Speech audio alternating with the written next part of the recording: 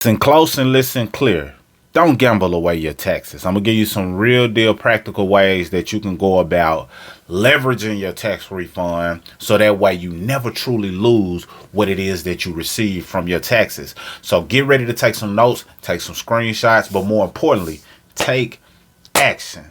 Let's go. So, educational ways to maximize your 2025 refund. And this goes beyond 2025, depending on when you're watching this video. But assuming that you had a $5,000 refund. If it's lower, adjust. If it's higher, adjust. But you'll get the point when it's all said and done. Let's go. So, number one, the first thing that you should strongly consider doing is paying off high interest credit card debt. It gives you the best immediate return. It's like a guaranteed return on your investment. If the high interest rate credit card is costing you money, you paying it off and now you're no longer paying what it was costing you.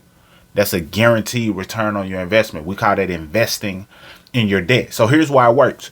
Credit card interest rates often range from 20 to 30%.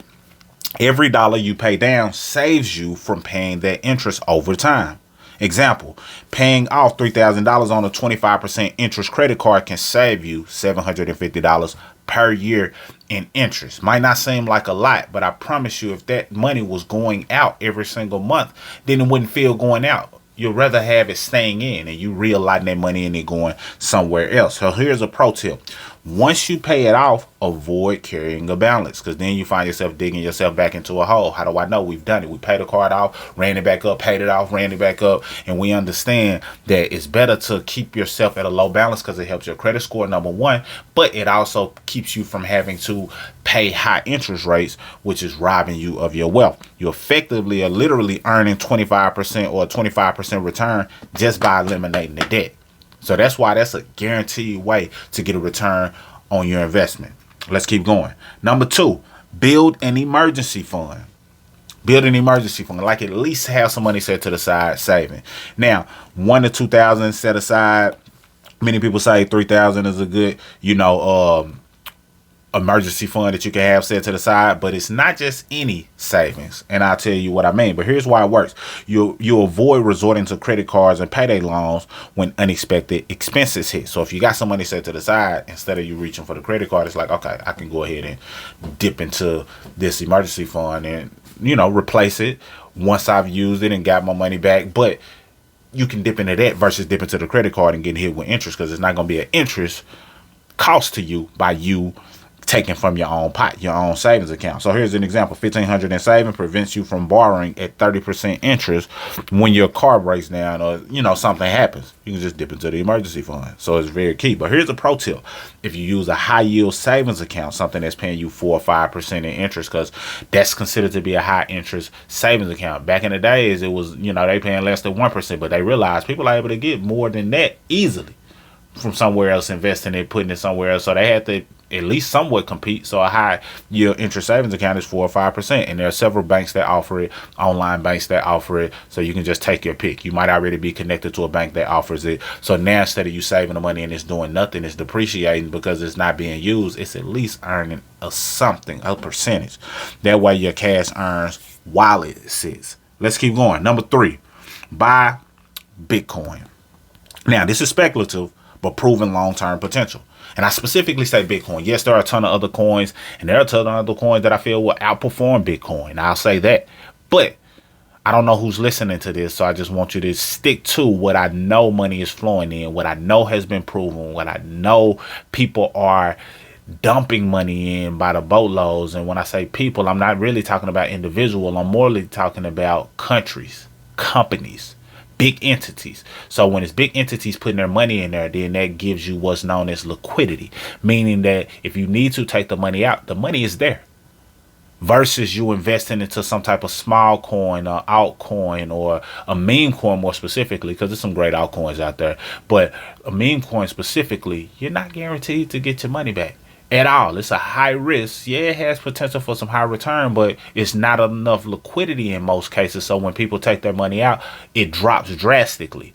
And when it drops drastically, now you're left holding the bag and you took a big L versus something like Bitcoin. Yeah, it might fluctuate in price, but the money there if you want to take it because there's so many other people invested in it just based on the nature of the currency itself. Now, let's keep going. So why it works. Bitcoin is often called digital gold. While it can be volatile, it has historically outperformed traditional investments over time. You just look into it. Example, $1,000 invested in Bitcoin 10 years ago, 2015, would be worth over $100,000 by 2025. That's crazy. That's crazy to know.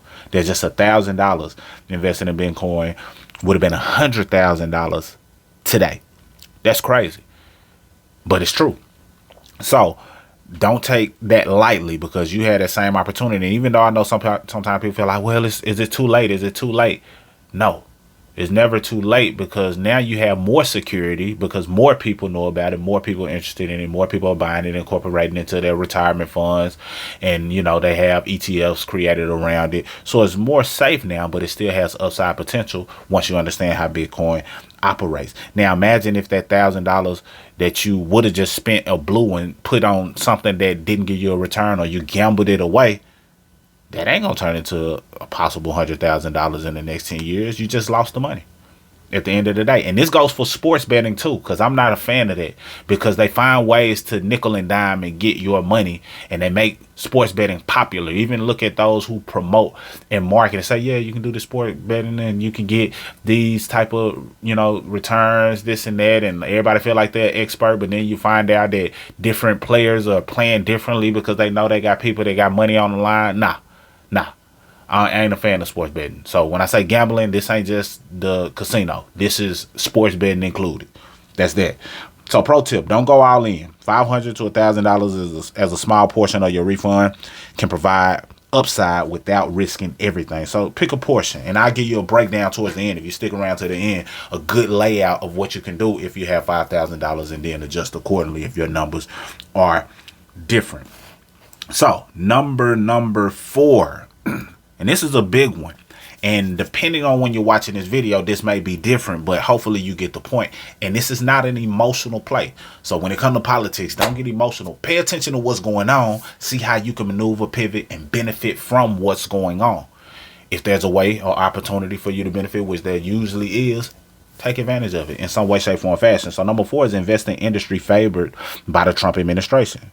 This is a strategic growth play. If you know they're dumping billions of dollars in certain industries, then it's a chance that you can get in where you fit in and invest in that project or product or whatever it is that they're, putting money into. And then more importantly, if it's something that you have a know-how in, then you might be able to win that way as well. But that's a whole nother conversation. But why it works. Political shifts often boost certain industries. Trump's policies tend to favor energy, which is oil, gas, and renewables, defense and military, infrastructure, which is construction, steel, roads, things of that nature, and American manufacturing, things that are made in America, things that are created here because they want to make America more of a prosumer, meaning they're producing what they consume.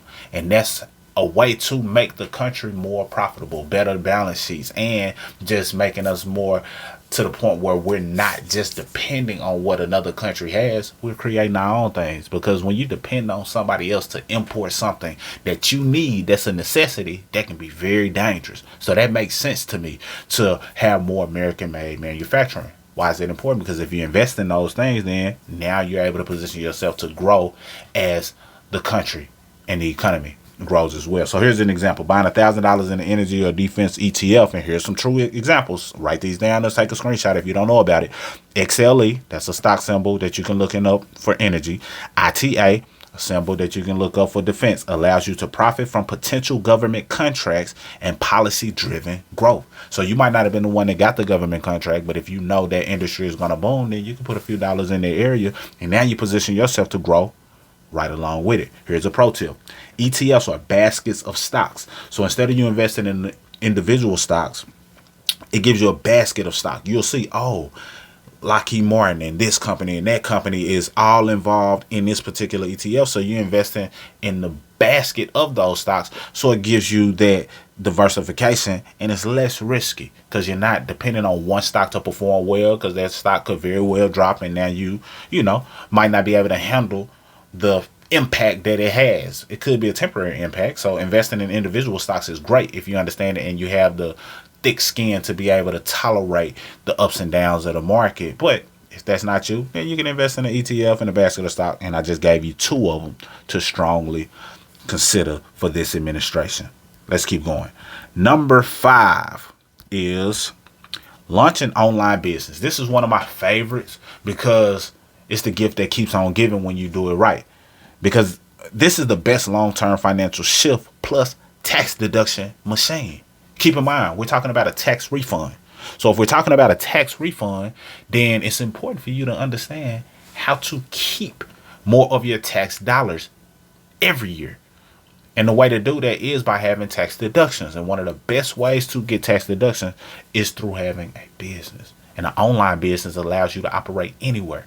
So if you're just a local brick and mortar business, it doesn't make sense for you to have gone to another state or another country and say you were just expanding your business. It may make sense depending on your industry, but a barber or a beautician, it's going to be hard for them to say they were trying to grow their local business while they was on the cruise. Were you? Or grow their local business while they were. So it's a little questionable when it's online and you can sell a product to anybody anywhere or even global at this point. Now you position yourself to increase and have even more tax deductions. So why it works? Small businesses can write off expenses like internet, phone bill, home office, travel, marketing, software, and even parts of your rental mortgage. There are hundreds of tax deductions that you tap into. This didn't even include mileage. This year, they're paying 70 cents per mile that you drive if it's business related. That's the largest that I've seen, and I've been taking mileage deductions for the past 10 years. And that's the largest I've seen. So it's definitely worth capitalizing on because that's a big deal. So imagine you drive 10,000 miles a year. Well, if you drive 10,000 miles a year and you figure out how to incorporate that and make those business miles, then if they're paying 70 cents per mile, then that's a $7,000 tax deduction that you were able to get. See, having the right knowledge, and I'll link some things below that can position you to have the right knowledge software to keep track of all of these things so you can position yourself to take this refund, never lose the refund, and every year you're thinking from a different perspective. Just that. So, example, start an e-commerce store, a content channel. Content is huge because anywhere you're recording content, now you position what you recorded to be tax deductible. You ever wonder why you see people taking advantage or taking pictures or videos of their food? Well, if they are smart and they're using it for marketing, you can easily make the meal tax deductible. And even having a conversation or a meeting with having a meal makes that meal tax deductible. But when you incorporate content, oh my goodness, that makes a lot more things potentially tax deduction because you're taking that content and you're turning it into something that could potentially generate a profit used for marketing. So content is a big one. Don't sleep on that, even if it's just for understanding how to turn what you're already doing into tax deductible opportunities. Now, another one, they say you can open a consulting business. So if you have a skill or a knowledge set that people wouldn't mind paying you for, you can start a consulting business with $500 to $1,000. Even if you only make $2,000 your first year, you can legally write out $5,000 plus in expenses. This reduces your taxable income. So you might have made $70,000 that year, but if you had $20,000 in tax deductions, boom, you just lowered your tax liability, probably lowered your tax bracket, keeping more of your money and positioning yourself to get a larger refund. And if you need access to a network of people that can help you pay less to get your taxes filed, but also tap into helping you maximize your refund going forward, that link will be available below as well. But here's a pro tip. Even if your business takes time to grow, every dollar you invest can reduce your tax bill, giving you an immediate return in tax savings. This creates a self-feeding loop of more money saved and future income potential. So the money that you're spending positions you to be profitable, and the money you spend is tax deductible. I get excited about that because it's like, hold on, you paying me to be in business. If I'm spending the money on my phone anyway, but I use it for business, so now you made my phone bill tax deductible, win-win. If I'm driving my vehicle anyway, but I figured out how to make that all business related based on how I'm doing my business and marketing my business, oh, the miles that I was going to drive anyway just became tax deductible. Same with certain meals, same with certain travel. All of these things become tax deductible. So it's a self-feeding loop to grow your business and get tax deductions. That don't excite you. You might want to check your posts. Last but certainly not least, let's wrap this up. And I wanted you to stick around because this really breaks it down if you have a $5,000 return. So that said, the final thought, combining all of the strategies that we laid out, the best mix for a person who has $5,000, this is just an example. Say you took $2,000 of that, you put it towards the credit card debt payout. Boom. You save money on interest by having less interest being taken, because the lower your credit balance or credit card balance, the less you'll pay in interest. Let's say you took $1,000 and you put it towards an emergency fund. We talked about a high yield savings account. So now that 1,000 is earning a little bit just by sitting there. Let's say you took 500, put it towards Bitcoin. And you just looked at that as a long-term play. You're not trying to get rich tomorrow. You're trying to look at it like, oh, if $1,000 turned into 100,000 over the past 10 years, I wonder what my $500 can do. And you're just paying attention to it. You can add more if you choose, but this is just breaking this down. And then $1,000 you could put in this administration's favorite industry. Trump favors certain industries. I listed up some ETFs up above. Boom, $1,000 can go to that. You can split it between the two. The $1,000 can go to the ITA, or the other one that I mentioned that slips my mind, XLE, I believe. So you can split it between those two, and now you got money working there. And then 500, it definitely doesn't take that to start an online business in many cases, but you know, depending on what all you need. Let's say you start with $500. Keep in mind that $500 is 100% tax deductible if you put it towards your business, and you position yourself to generate more income on the side of whatever it is that you do. So why this works: you're handling debt, instant savings, you're building a safety net, you're getting exposure to future upside, and turning part of your refund into a tax deductible income stream. Share this with somebody who you feel may benefit, and then no more gambling. Listen, every dollar works for you in 2025 and beyond. So stop the gambling, stop falling for all the marketing. I know your favorite celebrity told you to do the sports bet, but they're nickel and diamond trying to figure out how to get that money from you, because they notice that more people are investing than before. More people are interested in figuring out ways that they can build wealth, because they understand it's a necessity, not an option. So if that's the case, they want you gambling so they can be chipping away at some of your money.